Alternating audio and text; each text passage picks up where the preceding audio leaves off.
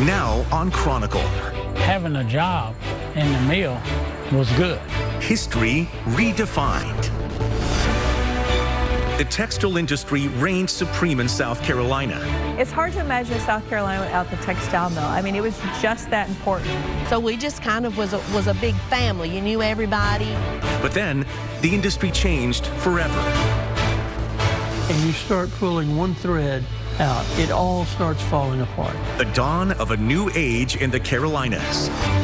We're reweaving the neighborhood back together. Shaped by a rich history. We wanted to recreate the community that once existed here. With renovation and work ethic. A lot of people don't realize, especially newcomers.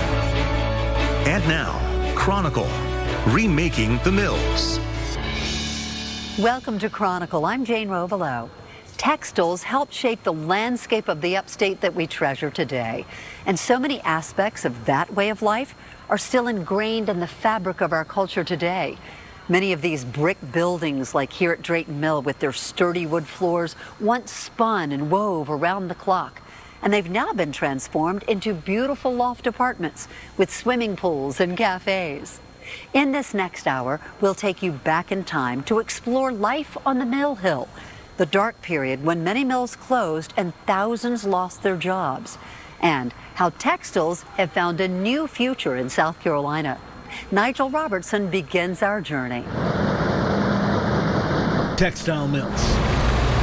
They were and still are woven into the story of the Carolinas. A lot of people don't realize, especially newcomers. After all, it would be hard to. Today, you will find these expensive, high-end condos with towering ceilings and shiny old hardwood floors dotted all over the upstate.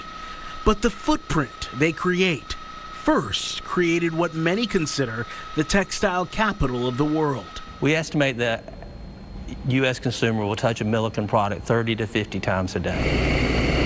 But before textiles became a foundational part of the technology of today, it was simply the fabric of the past. Cotton, yarn, and wool were transformed into clothing here at Milliken and at other textile mills all over the area. Textiles is very much alive and well here in the upstate of South Carolina. Milliken was and still is one of the biggest names in the textile world. Is creating in textiles as our canvas. Inspiration for us came from bubble wrap. A canvas that today is global. In Mexico, in Europe, and also in India and in China. But not all textile mills were able to adapt like Milliken. And it's really hard to face that as a community when you see that mill close. Like, where is everyone going to go? The once flourishing textile industry that created jobs, grew communities, and gave families the foundation they needed to build generational wealth began to literally disappear. So a lot of mills closed because of that. It was just cheaper to produce the textiles somewhere else. Innovation made it so fewer people were needed. Globalization took jobs too. It simply became cheaper for textiles to be made elsewhere. In the 70s, you started to see the slide. Some survived, many didn't. And that brings us back to what was left.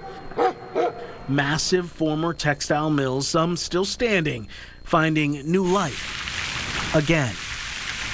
Agribusiness is South Carolina's #1 industry, and cotton is still a top commodity. But in the mid-1800s, William Gregg introduced the idea of spinning instead of just shipping that cotton. Gabrielle Komorowski takes us to the town of Graniteville to show us that what happened in that Aiken County town would transform the South. Valuable, plentiful.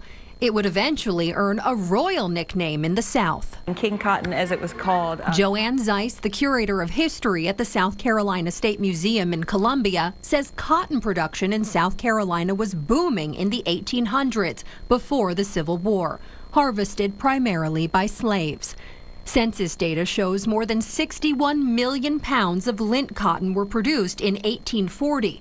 That amount would more than double by 1850. Cotton reigned supreme in South Carolina. But South Carolina did not hold on to most of it. The cotton was shipped primarily to the north. Those goods are being processed in bolts of cloth, in clothing, in linen, and then coming back to the South, and we're being charged double, triple, quadruple the price. In 1845, a capitalist named William Gregg, who'd visited successful textile mills in the North, wanted to bring that industry to South Carolina, writing, "Surely there is nothing in cotton spinning that can poison the atmosphere of South Carolina. Why not spin as well as plant cotton?" He knew exactly where to come. William Gregg chose a part of Aiken County that's now called Graniteville. Archaeologist George Wingard says this area had an important feature. Running through the town was a canal. So Gregg knew there was already a power source here, that power being hydro. With the power source in place for the granite mill, a village around the mill was built for the workforce, with a school, 2 churches, a park. Workers were given homes. They built what was known as Blue Row, about 40 workers' cottages. William Gregg promised white families with little money who had been working on farms a more comfortable life. So Gregg right there felt, he was like, hey, this is a help. We're getting you out of the fields. You're going to get a stable paycheck. You get to go home. You know, you don't have to worry about the intricacies of, are you going to be fed next month? You're going to be able to put clothes on your kids' backs because you're going to be making a paycheck. You're going to be working for me, but you're going to be making a paycheck. The granite mill opened in 1847 and kept operating during the Civil War. This mill was phenomenally successful, phenomenally successful. William Gregg's formula for the granite mill and the village surrounding the mill were considered so successful, Graniteville would become a blueprint for other textile mill villages throughout the Southeast. It isn't until after the Civil War, so all of that destruction and the state trying to find new ways to make money in the 1880s. There's still a lot of money from some of those old families, and they're trying to diversify, so they see a great opportunity in starting those mills. And like William Gregg nearly 40 years earlier, those Southern business owners in the 1880s looked for places that had the right ingredients and found a recipe for success in the upstate. Cotton is mostly going to be grown then in the upstate. Water to power the mills and towns on railroads, Greenville, Spartanburg, even the smaller ones like Ware Shoals near a railroad. All of that plays in. So you can get the cotton in, you can get the textiles out. One of the things the upstate also had at that time was a lot of labor. So you had people who, in all the unrest after the Civil War, you had a lot of people who needed work rather desperately. So it was cheap labor. By the year 1883, there were 27 textile mills in South Carolina.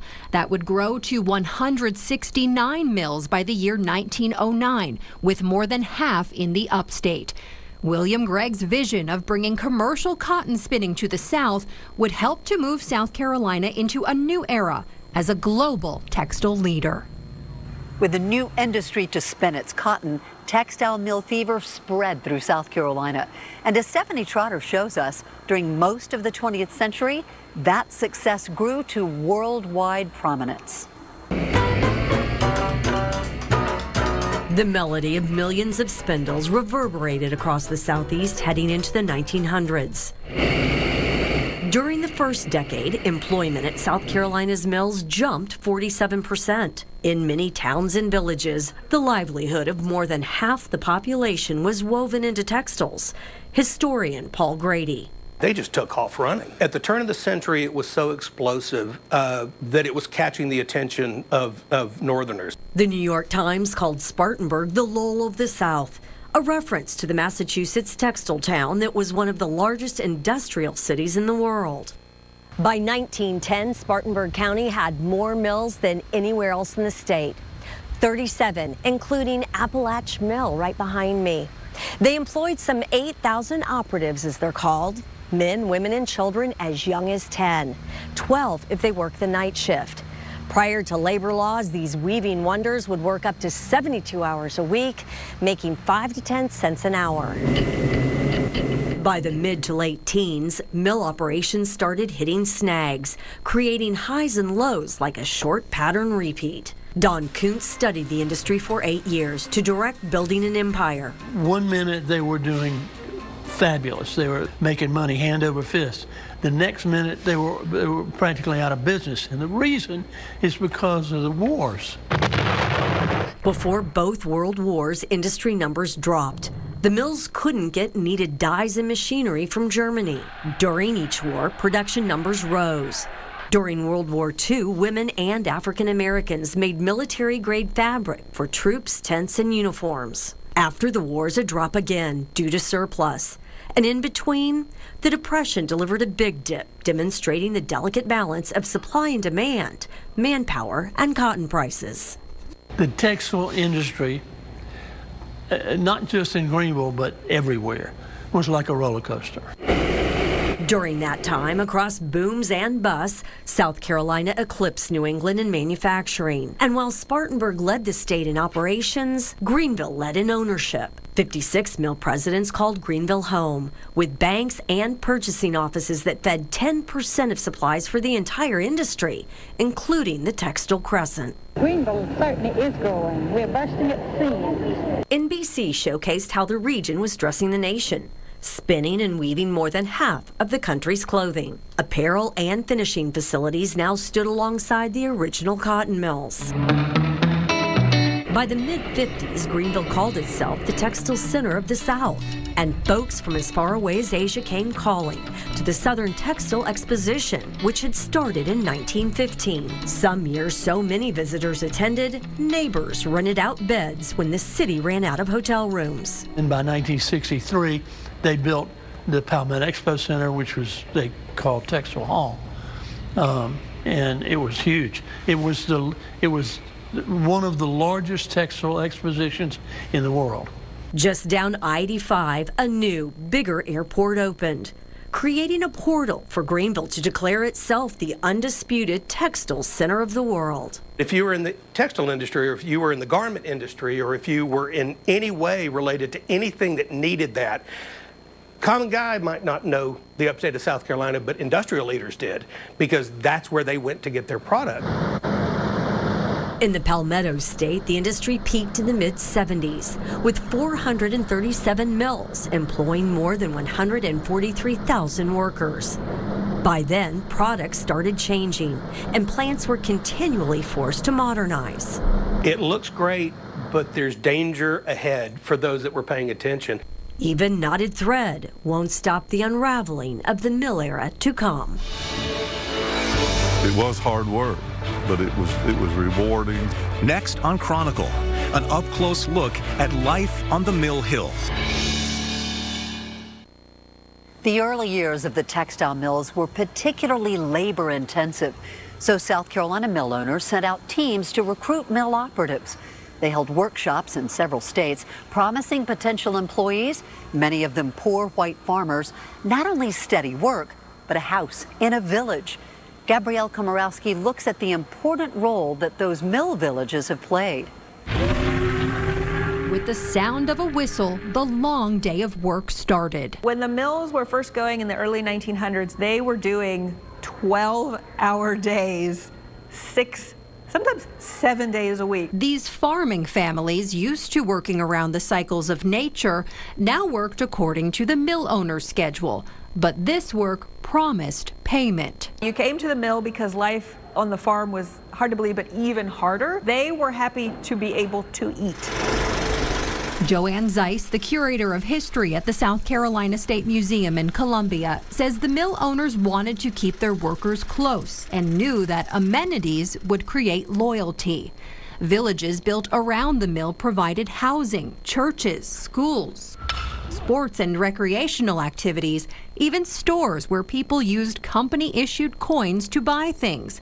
This might have been a person's first time having access to running water and electricity. And that kind of all sounds great, but you're also, the mill owns your house. The mill tells you when you have power. They might turn it off at 7 o'clock at night because you need to be in bed because you need to go to work the next day. The people who lived through those early days are gone. The mill community's changed a lot over time. Pictures from our our meal. Dunning Baptist Church's Sunday school. All kinds of sports. These are people whose parents worked in Greenville's mill villages. I'm Don Harkins. My name is Bob. My name is Marshall Williams. Joyce Moody Johnson. I grew up in and I grew up in the Dunning community. Grew up at Union Bleachery. American Spinning. In the Monaghan Mill Village. They remember a special childhood. We were like self-contained. We had the mill where our parents worked. Then we had our churches. We had a Baptist and a Methodist church, and then we had a school, and then we had a community building and a big park. We had our own police department here. We had a weekly newspaper, and it was called The Commentator. We all would walk to the church. We would walk up to school. The places where they found friendship. We just kind of was a big family. You knew everybody. And love. Maybe that was my happiest time, that I met my husband. I met my husband. He's lived on the next street. Kay and Danny Bain, we grew up in the Poinsett community. They say it was a simple time. You didn't have to really go anywhere. You didn't have the money to go to too many things either. But there was a comfort. The mill just kind of took care of the families, you know. In community. People took care of each other. It was just a great time in my life. If there was a mill worker that maybe was sick and out of work, we would, some of the younger children would go from house to house asking for food, canned goods and that kind of thing. We called it a pounding. We would gather food and take it to that family to help them out. We had a saying, but we believed in God, family, country, and the Dunning Dynamos. But you were very loyal to your community. You were very loyal, and it carried over into sports, it carried over into education. Dr. L.P. Hollis worked to create a high school for Greenville's textile mill villages. Parker High School was open from 1923 to 1985. Before integration, during segregation, a few mill communities, including Union Bleachery, had a separate school in the village for African American children. This newspaper article from 1952 says the school was provided by the company that owned the mill. Union Bleachery also designated part of the mill village for African American families. My daddy was custodian there at the mill. I'm Clyde Carr. I grew up at Union Bleachery. Clyde Carr lived in the village until he was 3. You know, he was very grateful.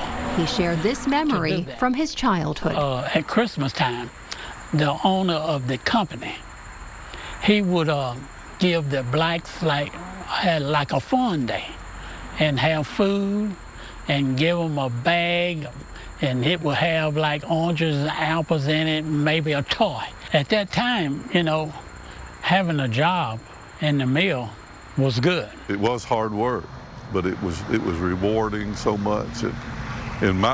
All of our parents wanted a better way for us. All of the Abney mills around the Greenwood and different Raised in the mill villages as children, these adults have unique memories of a way of life that is now gone.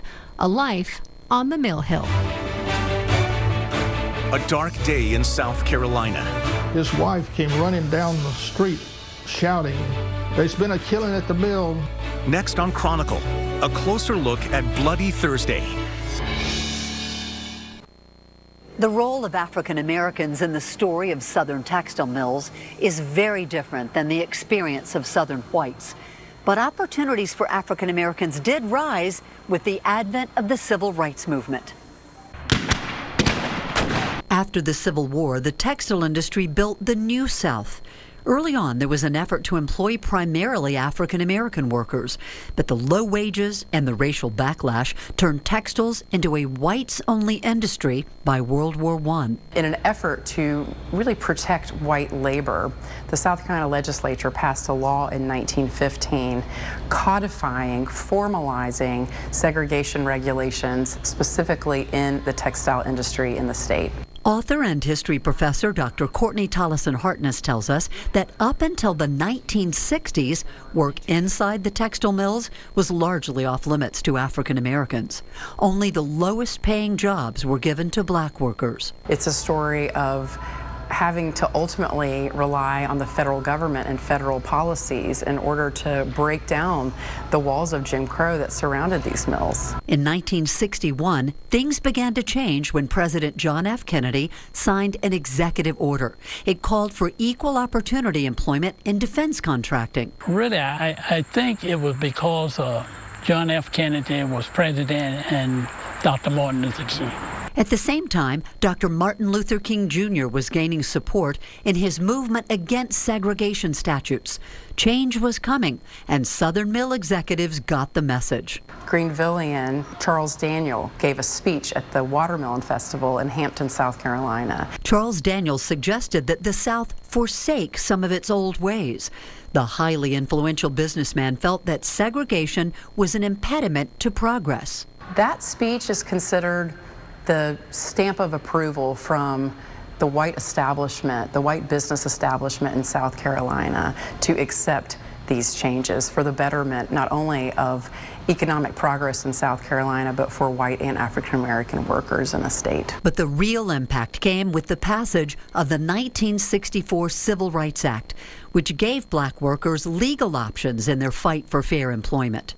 And you start to see class action racial discrimination lawsuits being brought up against nearly every major mill in the Southeast. That's about the time that Clyde Carr went to work in Greenville's Union Bleachery Mill, getting the job he'd hoped for as mail carrier. Great place to work, Union Bleacher. Loved it. Clyde enjoyed a successful 22 years there before launching his own business. Union Bleacher did give black the opportunity to step up, because to me, they was one of the first that started hiring black people and also having black supervisors and working people in the office. From 1960 to 1980, African American employment grew from just over 3% to more than 25% of the Southern textile labor force. The textile industry in the Southeast is distinctive.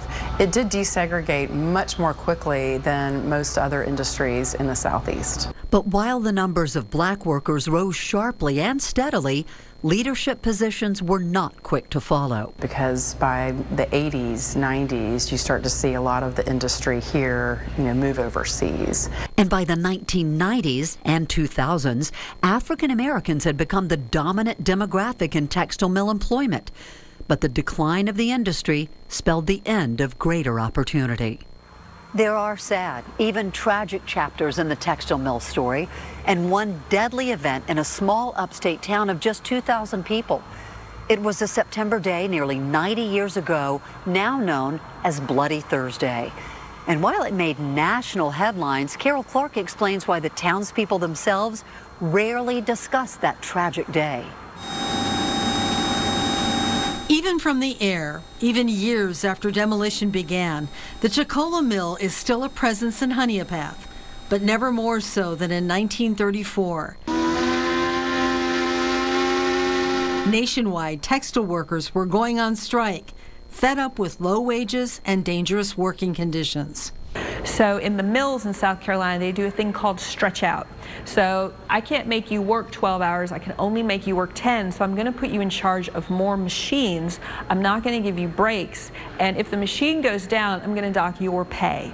It was the depths of the Great Depression. This town never recovered from 1929, so by 1934, when the strike occurred, the mills had been desperate to earn more money for the stockholders.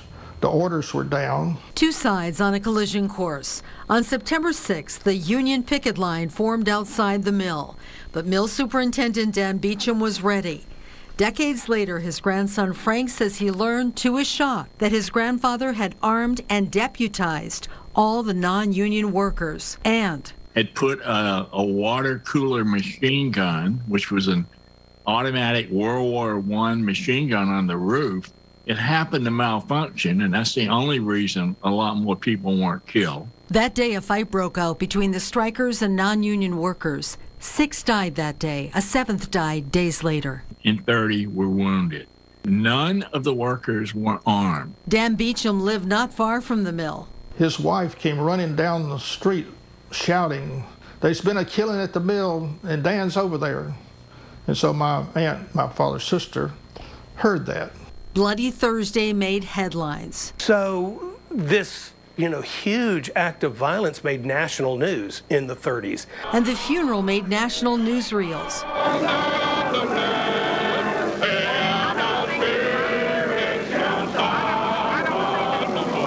Organized by the unions in a big field. Has profoundly dismayed and shocked the members of the General Strike Committee. 10,000 people came. 7 hearses took the dead to their final resting place. But there was no rest for the survivors. The workers were allowed to come to work, provided they promised never to speak of this event again. And penalty for doing that would be to lose your job. You'd be evicted from your company furnished house. Your household goods would be dumped out on the street. The trash pickup people would pick up your household goods if you hadn't moved them out. You'd have no place to go. You would have no job. You'd be placed on the blacklist. So for decades, what happened at the Chicola Mill that day was just not discussed. Finally, 60-plus years after Bloody Thursday, off a small street in a small park, a monument was put in remembering the workers killed that day. It's small, too. But crowded with the names of the 7 who died that day and the story of how they died. Above it all, these words: they died for the rights of the working man. Rights did come out of that day. This helped pass the fair labor laws as the limit to the number of hours of work and child labor laws. They may have been labeled as victims, but I don't see them that way. I see them as real heroes. The mill itself is a victim of time. It closed in 2003. Demolition began in 2008 and is still ongoing, with every year, for those who even knew about it, becoming less of a memory. 11 people were indicted in the Chicola Mill shooting, but no one was ever convicted. Coming up on Chronicle. We make the shirt on your back and much more. Millions across the country use products every day, with roots right here in South Carolina. The textile industry was tightly woven into the culture and the economy of the Carolinas and Georgia. But after its peak in the mid-1970s, the industry began to fray. Carol Clark looks at how the textile center of the world became unraveled. In recent years, when textile mills make news, it's either because the ruins have caught fire or they've been converted into upscale lofts or homes for new businesses. But after the mid-70s and such, yes, the mills began to slow down and become a little antiquated and lose a great deal to foreign industry. A lot of the upstate textile industry was focused on weaving mills. And since that was the simplest technology, it was the least expensive technology to invest in, and it took the least amount of training, that was the industry that our overseas competition began to do. In 1985, I traveled with a crew to the Far East to see what that competition looked like. In Hong Kong, a textile family of 4 lived in a 12-by-12 room. The parents made $1 an hour in a 6-day work week in the mills. In Taiwan, women left the farm to work in textiles and apparel, eating and sleeping and working in the same building. They worked 7 days a week. The women in this factory churn out 2.5 dresses an hour. They make just $1.14 an hour. But that's why this factory can sell these dresses for just $8 each. Back in the U.S., workers were incensed that they were losing their jobs because of the cheap imports. They burned foreign clothing. The Crafted with Pride, Made in the USA campaign was launched. The push was on for legislation that would even the playing field. At one point, there were 200 bills seeking aid for American products. If we had free trade, and that's what we were really working with, they might have a valid argument. We haven't had it. We haven't had it in almost 40 years.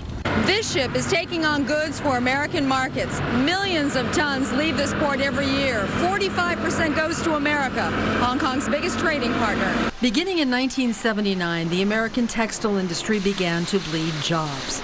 According to the U.S. Bureau of Labor Statistics, between 1979 and 2019, U.S. textile and apparel industries lost 81% of their jobs. Efforts to protect the industry with tariffs didn't work in the late 70s and 80s. But there were other issues. Jobs were lost in textiles because of updated machinery and automation. In short, fewer workers were needed to operate updated machines. Some plants are almost completely automated. Even then, for some mills and factories, that big investment still wasn't enough. A lot of them spent themselves into bankruptcy. They simply could not compete. In 1990, there were over 400 operating textile mills in South Carolina.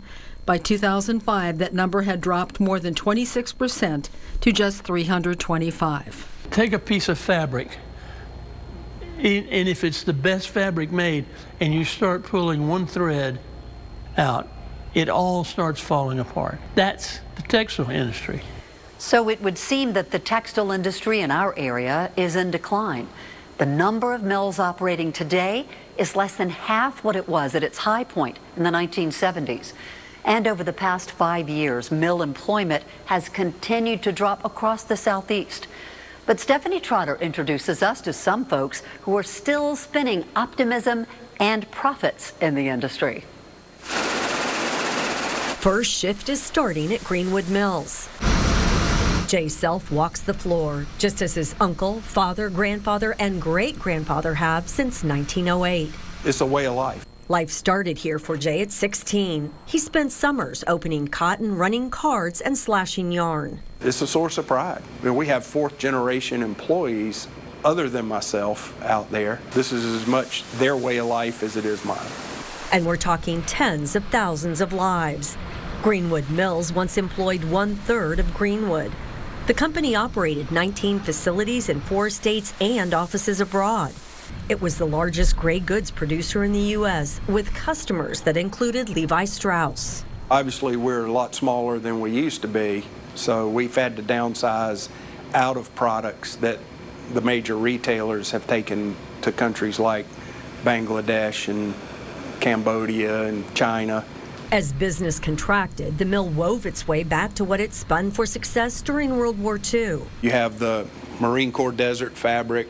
Each day, associates card, spin, and weave about 120,000 yards of military-grade fabric that makes its way to Uncle Sam or industries with stringent uniform requirements for safety, wear, and tear.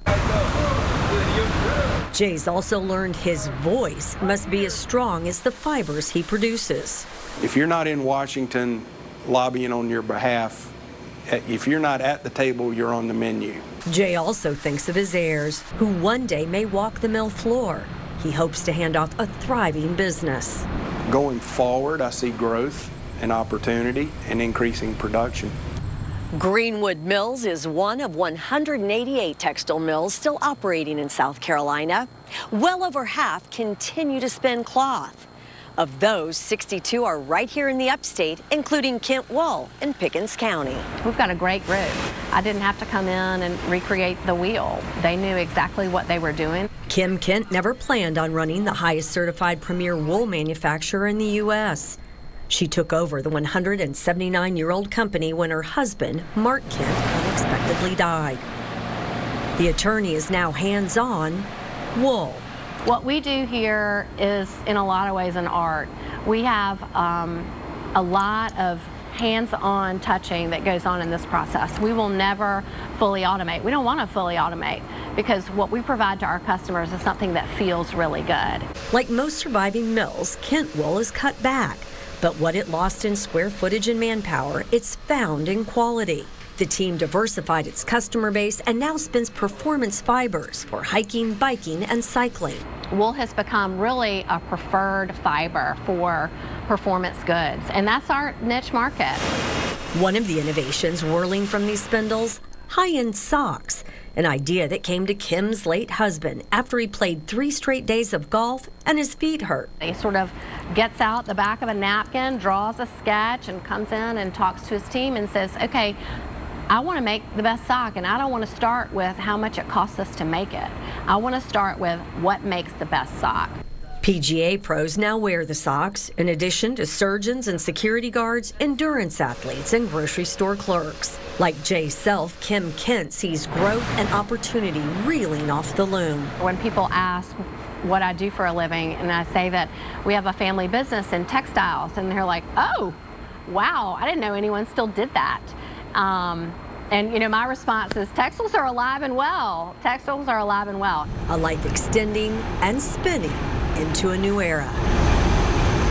In fact, the National Council of Textile Organizations reports that the textile industry and its suppliers are now found in every region of the country. Many of these thriving operations had the vision to expand beyond basic spinning and weaving. These innovations in textiles now surround us, from the fabric of our clothes to the roofs over our heads. Our Nigel Robertson takes us inside the global technology that now defines textiles. Here at Hincapie Sportswear, picking the right cycling gear is not just about looking good, it's a scientific decision. It's all about the breathable fabrics. Breathable and there's an insulation factor. Durable. And also comfort, and the stretch is very important. These days, textiles is no longer just about a cotton shirt. We estimate that U.S. consumer will touch a Milliken product 30 to 50 times a day. That, he says, is how this textile company has not just survived, but thrived. We make the shirt on your back and much more. Take your mornings, for example. When you wake up in the morning, chances are you're laying on a mattress containing a Milliken product. Chances are the roof over your head, it features a Milliken product. As you get into your car, you'll find textiles on the tires, under the car, under the hood, in the trunk, and of course in the interior space where you'll see seating, carpeting. In fact, it's almost impossible, really, to get your arms around the amount of science, technology, and innovation that takes place in these labs every day. It's selecting the right material, right, for that specific application. Take duct tape, for example. This sticky, bendable, everyday tool holds it all together. But where is the technology in this? Well, it's in the tiny fibers allowing the tape to be strong, but still allowing you to rip a straight line every time.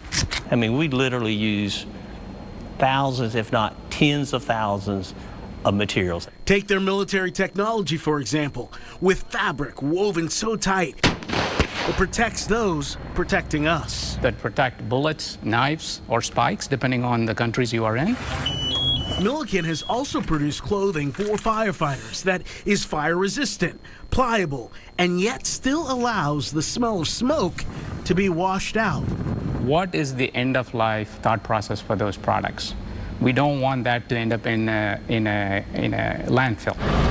Milliken is building what it calls a circular solution, creating products today, including the clothes on your back, that can be 100% recycled into the products of tomorrow. We look for meaningful problems to solve, and we try to solve those in a meaningful way that will impact lives today and for future generations to come.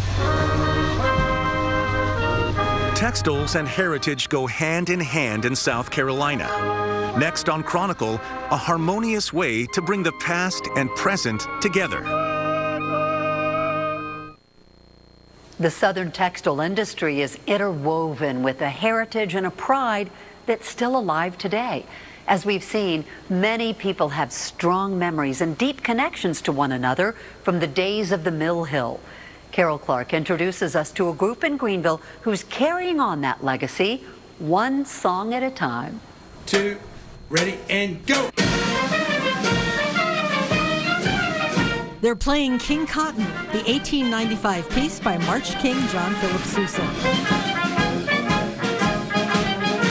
It's the apt theme song for the Greenville Textile Heritage Band. Most mill villages had a band. We traced about a dozen textile bands in the upstate area. Most of them had between 12 and 18 members in the band, mostly brass. So why mostly brass instruments? Well, at least in the early days, mills could be dangerous places. It wasn't uncommon for people to lose fingertips, even fingers. A woodwind instrument needs all 10 fingers. A brass instrument, you can get by with 3 fingers and a thumb. The band plays music popular during the heyday of the mill villages. We joined this little band and really fell in love with it because it's old music, it's different, it's fun, it's history, musical history. When performing, they tried to match history with what they wear. One of our band members found some period-looking uniforms that was on eBay from a high school band in South Dakota. Back in the day, the mills paid for those uniforms and provided the instruments and music for the players. Now for these players, it's a labor of love. The reward is in the reaction from their audiences. They tend to like it, especially stuff that they would recognize. You know, hearing it in movies or something that reminds them of their childhood. Conductor Wayne Bagwell retired from teaching high school music 5 years ago. We think music is all about life, and it helps you to appreciate life and to just be youthful, if you will, as far as I'm concerned. As far as the rest of the band is concerned, this is about music and history. Our music and our performances are really historical documents. We really can't understand where we are without understanding our past or where we're going. Going toward a future full of music. The work is ongoing to make sure that the history of these mills and the mill villages are never forgotten. Gabrielle Komorowski shows us the efforts underway to educate both visitors and locals. So many memories here for me. Coming here is taking a step Great place to grow up. back in time for Don Harkins. I attended school there and played on the playground. We're leaving this as a lasting memorial. This is now Greenville Textile Heritage Park, created by Don and others who grew up in Greenville's mill villages. We're in Greenville Textile Heritage Society. The group has worked for years to return this area to a gathering space for families once again. In the early 1900s, it was called Central Park. It later became the Monaghan Mill parking lot. Something that we can leave behind for our children. When Don first brought us to the park on Smythe Street in February of 2022, gravel was on the ground. They came for the... Now the path is paved, guiding visitors to alcoves where they learn about Greenville's textile mills and Parker High School. And we do it as a memorial to our family members who work so hard. A lot of people don't realize, especially newcomers. Their hope is that newcomers and locals will take a stroll and read the names on the hundreds of memorial bricks that are sold to support the park's progress and honor a loved one with a connection to a mill.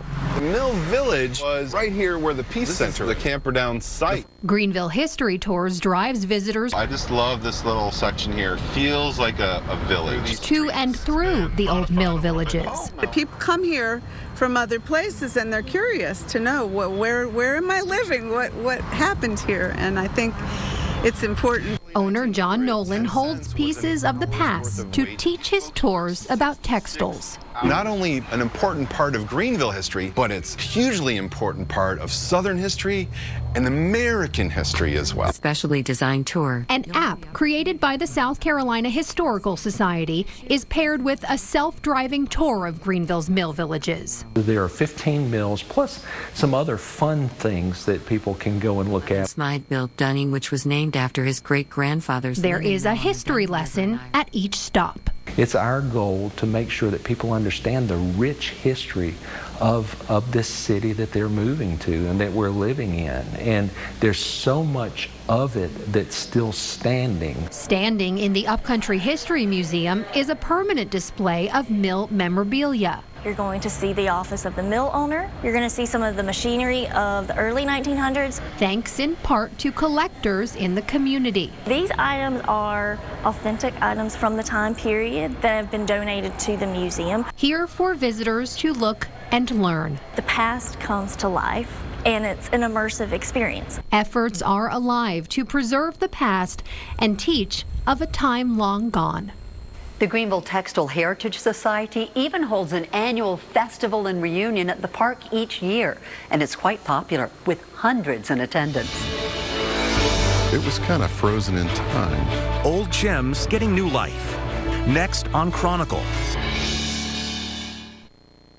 There is such beauty in these old mills. The handmade bricks and the details in the architectural design aren't often included in modern buildings. And now many of these centuries-old treasures are taking on new lives while serving as economic drivers for their communities. Spartanburg's Drayton Mill in 2022 is alive with action as the workday begins. It's a different kind of energy than was spinning here in 1902 when the textile mill first opened. This was truly a live, work, play community as an operational mill, and that's what we wanted to recreate. Bedroom number 1. Tara Sherbert and her team at the Sherbert Group took on what would become South Carolina's largest historic renovation to date. And it was maintained just an impeccable status by Packlet Milliken, who sold it to us. A photograph of textile icon Roger Milliken studying his own plans to renovate Drayton was one of Tara's inspirations. It was actually his vision first, where he knew that this could be developed into its own little town. The mill properties had been so well maintained, 90% of the original wood floors could be saved, along with artifacts of Drayton's textile heritage, which dot every space, artistic reminders of the past. And then you've kept the paint, everything. The patina is exactly the same. We just sealed her up. It was a multi-year, multi-million-dollar renovation, a labor of love that also proved to be good business. Not only do we believe that we can convert this beautiful, beautiful mill, but we also believe that Spartanburg can certainly absorb 289 luxury apartments and 60,000 square feet of retail space. Complete mill villages with intact structures like Drayton are rare gems. It was kind of frozen in time. But Newry Mill in Oconee County is also one of them. We found the mill. It's right at the bottom of the little village. We'll have this great outdoor space for events. Mark Peters and business partner Jennifer Gosnell are also bringing new life to historic textile structures. I mean, that is for us the litmus test to go to the project and make sure that it is honoring the history and that it is revitalizing those neighborhoods and villages, much like the mills did. But many mills have not survived intact. A dramatic scene strong enough to light up the night sky. The history that was just, going up in smoke really didn't hit us at the beginning. It's gone. When fire stole the last jobs of Greenville's Union Bleachery in 2003. Sad. Very sad. The closely knit neighbors of the nearby mill village were determined not to let it steal their memories, too. But my concern is that we will lose the small village part of it. But the developers who are now taking on what's left of the mill site, I think right there, that's your counter right there, say that sense of village is just what they hope to restore. We're reweaving the neighborhood back together. Environmental issues are often a big obstacle. Many old textile mill properties have some level of contamination. The environmental was paramount, is the paramount obstacle in trying to get this thing even started. Cleanup is often a quiet aspect of mill renovations. We protect it. That exposure to any environmental contaminants goes away. Leveraging available tax credits helps with that and allows M. Peters Group to partner with nonprofits, creating low-income and affordable housing units in Anderson and Greenville counties. It's important to us to create respectable housing. Everybody deserves the right to have a place to live, raise their family that's safe and respectable. Taxpayers are rewarded by the environmental cleanup, reduced crime rates, and the new growth in the communities surrounding these revitalized mills. It's what gets you through the hard times of these projects, knowing that you are making a permanent difference in the memory of the mill, the memory of the town, and the new life of the mill. Old mills getting new stories, new industries for once blighted areas. History preserved through a modern way of life, all ensuring that the heritage of our textile mills will continue to be woven into our way of life in the South for generations to come. Thank you for joining us for Chronicle, Remaking the Mills. I'm Jane Rovelo.